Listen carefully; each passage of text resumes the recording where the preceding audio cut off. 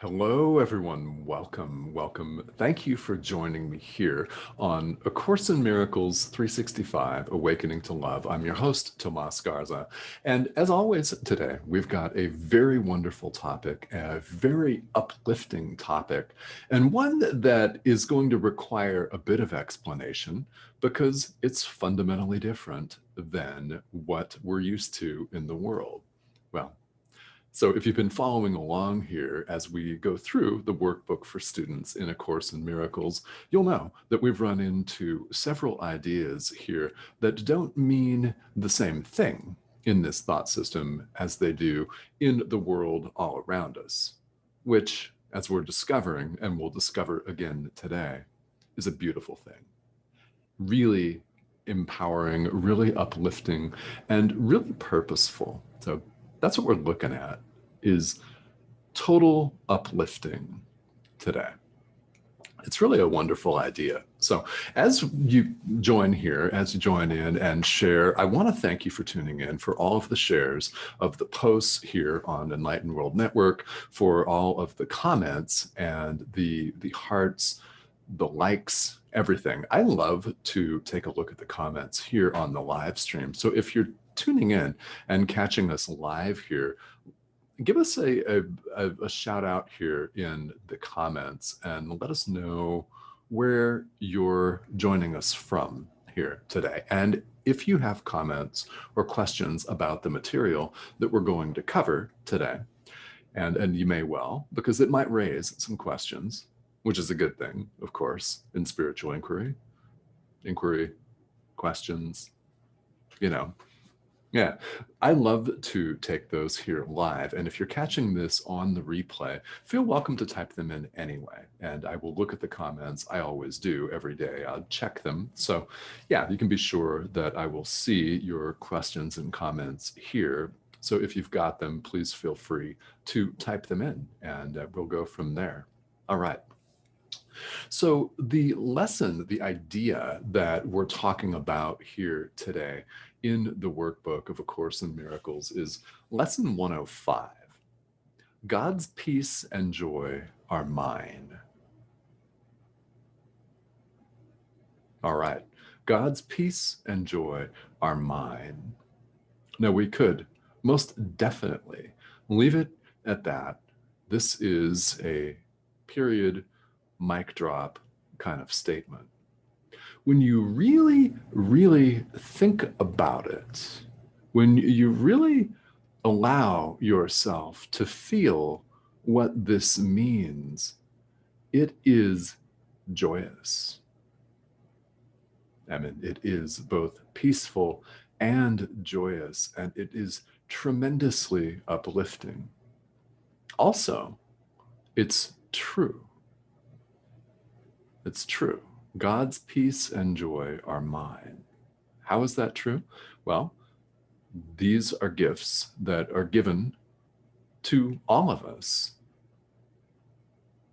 All of us have these. They're gifts given to us by God, by the universe, if you prefer, by source, your higher self, divinity, your true nature. It doesn't make any difference what term you use.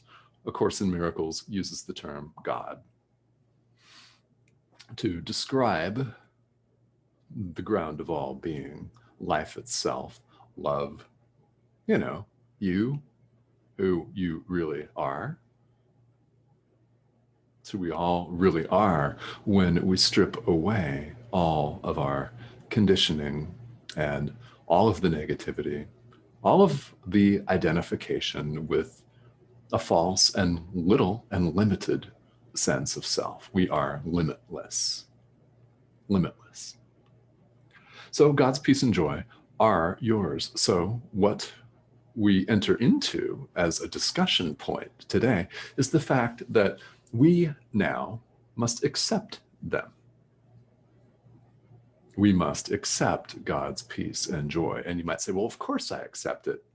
Well, in the world, we really don't actually accept that, because we have a different idea of what giving a gift is, and we have a different idea of what receiving is.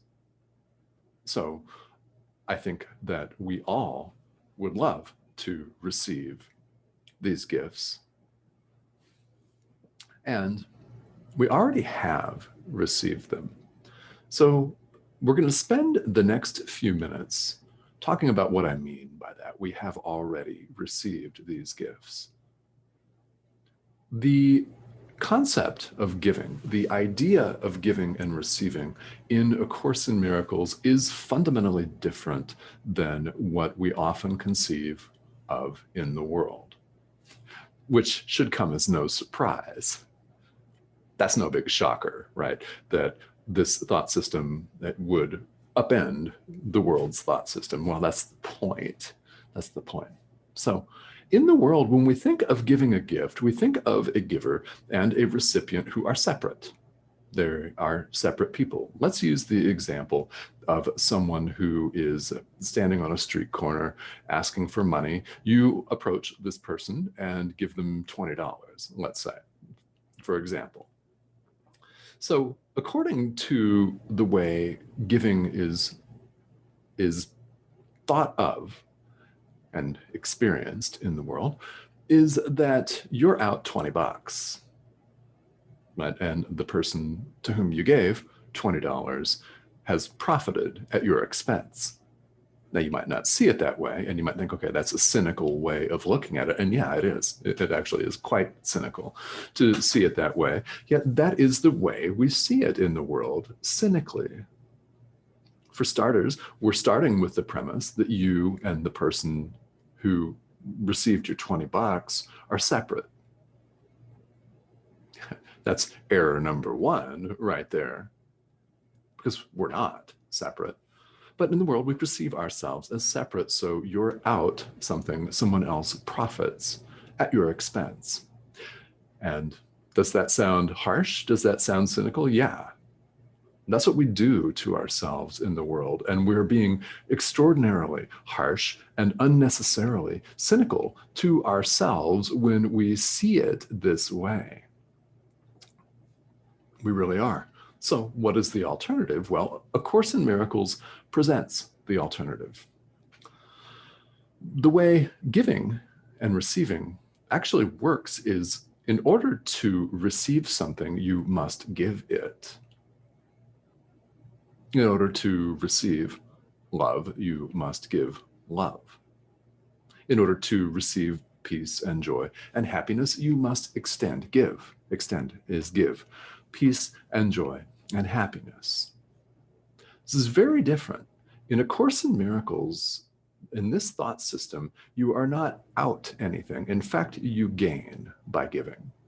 By giving love, by giving generosity, yes, by extending joy and peace, yeah, loving kindness, understanding to people. By giving, you recognize that you already have it. This is what it means to accept a gift. A gift is both given and received instantly. In our own very creation, God gave peace and joy. And present tense gives peace and joy. Because it's not a past event. It is an ongoing present moment. So we've received these gifts. However, we need to accept them. That's very different. This is something that differs fundamentally in A Course in Miracles from our conventional world thought system. That we think if we haven't received it, actually we have received it, we must accept it. How do we accept these gifts that we've already received? We give them away. What happens? They're actually strengthened. It's an extension of love. It adds to, but not in the sense that it was incomplete. It's just an extension. Love knows only itself, and its very nature is to extend itself, to give freely. Now, in the world, there are all kinds of concepts, aren't there, associated with giving and receiving.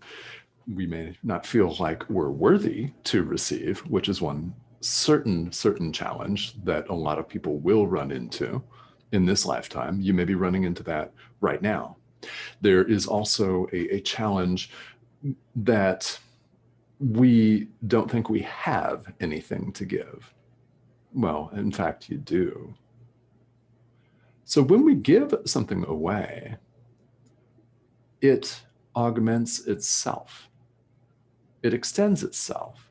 And what happens, as described in A Course in Miracles, is when we give away love to our brothers and sisters, to our fellow human beings, to animals, to the world itself, to nature, when we give love away, we accept the gifts that are already ours. It is ours to give. When we give it, we recognize it in ourselves. We recognize that we already have it, and we have more to give. And the feeling of this is tremendous joy and peace. We're accepting the peace and joy of God. So I want to talk about something that Lesson 105 emphasizes. It's definitely important. It's very, very critically important. Here in the world, when we think about giving, we've talked about some of the concepts that human beings commonly have. Okay, we just talked about a couple of them here. And another one is we're selective about it, aren't we? We single out certain people, special people, for praise and some for condemnation, do we not? Let's use the example of politics. Why not? Doesn't matter what your political preference is. I often use politics right here on this show without naming names, without naming political parties or organizations specifically. You can probably figure out who I'm talking about. Those of you watching internationally, I'm coming to you live from the United States. For everything that means, yeah? All right, so I use this as an example because what could be more polarizing? What could be more of the ego than drawing a line in the sand, taking a stand where you're right, all of your friends that believe exactly as you do are right, and everybody else is wrong? I talk about an ego position. Therefore, I use it in general terms, as an example. So, we selectively give. Those who agree with us deserve our love. Those who don't deserve our special condemnation, our special disdain. So what's really going on is when we separate it out that way, we're cutting ourselves off from the experience of love. It's either total or it's not at all. So if you're living in your own echo chamber, you're not extending love. Doesn't matter if you disagree with that. That's the way it is. It really is. And you don't have to take my word for it. Take Jesus's word for it in this course and trust your own intuition. Yeah. If you withhold love from certain people, you withhold it from yourself. It does not take rocket science to figure that out. And our own intuition tells us that. It makes sense, right? It does. It totally makes sense that if you only give love to certain groups of people, then it's really just the same as not giving it at all, because you're leaving people out. There is no separation of any kind. This is true and taught in all spirituality. There is no separation. So in withholding love, we're withholding love from ourselves. We're blocking our own experience of the truth, the beauty, the joy, and the peace of who we really are. God's peace and joy are yours. They are yours, but you must give them to everybody. Yes, everybody. Now, this does not mean that you have to call up people who are of the opposite political persuasion to you, using that again as an example. You don't have to call them up. You don't have to write them an email or a longhand letter. You don't have to do anything like that. The workbook gives you a very powerful, very poignant suggestion. All you have to do is hold an image of this person or these people in your mind, if it's a group, yeah? And in italics today, in the commentary that I highly, highly recommend that you take a look at and read, it's lesson 105. If you don't have the book, Google it. All the texts, all of the, some really erudite commentaries and beautiful, beautiful explanations are all right there online. This course has a tremendous amount of helpful online resources. Here in italics, it reads, my brother, and you can insert the word sister if you want to. Doesn't matter. The course just uses the word brother for our fellow human beings. So, my brother, peace and joy I offer you, that I may have God's peace and joy as mine. So hold an image of someone that you may call your enemy, your opponent, so to speak. Can be a political figure. Yeah, hold an image of them in your mind and repeat the words that the workbook suggests you repeat. Yeah. My brother, peace and joy I offer you, that I may have God's peace and joy as mine. And offer this person or these people God's peace and joy.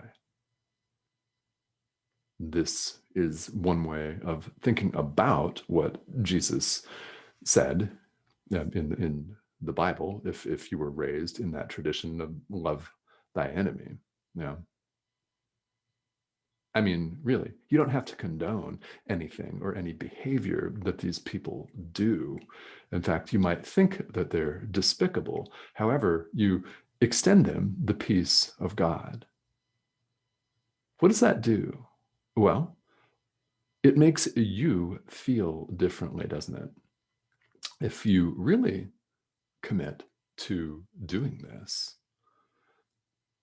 it feels uplifting. And I hope that you may feel uplifted and lighter, more purposeful in this lifetime. Doesn't mean you're condoning someone else's behavior. We've looked at this in this live stream when we've talked about forgiveness, which we will return to again and again. Forgiving somebody, extending them love, same, yeah, doesn't mean that you approve of everything that they do. And it doesn't mean that you cannot set some healthy boundaries up, saying, okay, you will not speak to me this way.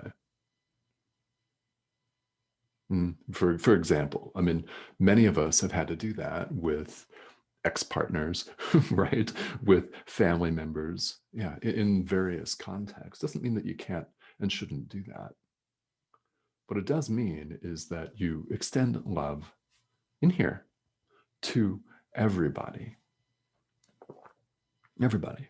And lesson 105 has us specifically look at people we call our enemies.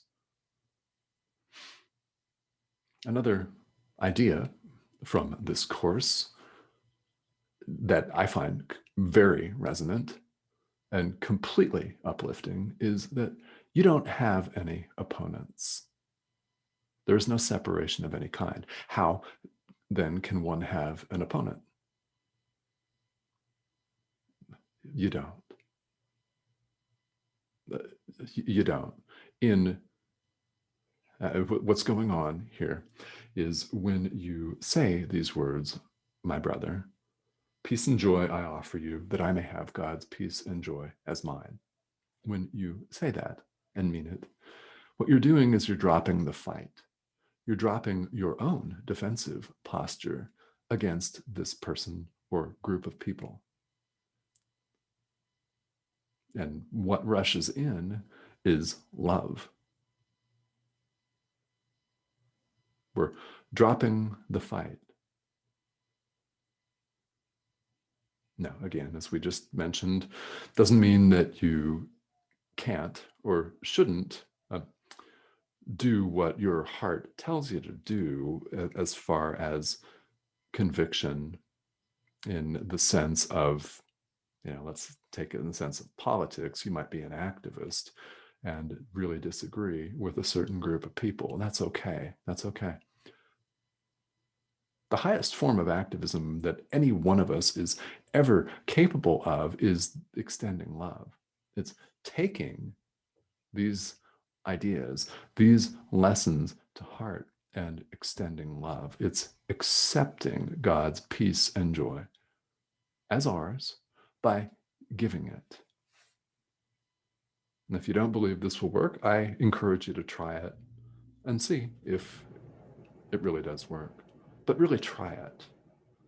Yeah, just saying it once, well, I mean, that will give some benefit. But this workbook gives you many, many opportunities to choose love and to practice extending it. So I invite you to do it more than once if you can. All right. So this is a very, very powerful, we're into some very powerful ideas in the workbook. It's full of short and resonant, pinpoint accurate statements. Why? They're statements of truth. So let's see who's tuning in here today. And if you have questions or comments, feel welcome to type them here in the comment thread. Those that I don't get to here on the live stream, I will get to later on today because I check them quite frequently. So definitely please feel free to type that in here. And let's see who's joining me. Hope, hi, how are you? Good evening. All right, Hope, thank you for tuning in here today. And guys, Hope is joining us from London. So it really is an international crew here, and I really appreciate everyone being here. Now, if you're catching us on the replay, feel welcome to leave comments, questions about this or any other topic related to either this lesson in the workbook, in A Course in Miracles, or spirituality in general, because that is what the Course presents, is universal spirituality. It uses terms that might be familiar to people from a Judeo-Christian background. It does use the word God, Holy Spirit, Jesus. Also uses the term the ego, which is familiar to everyone who has studied Eastern philosophy, Buddhism in particular.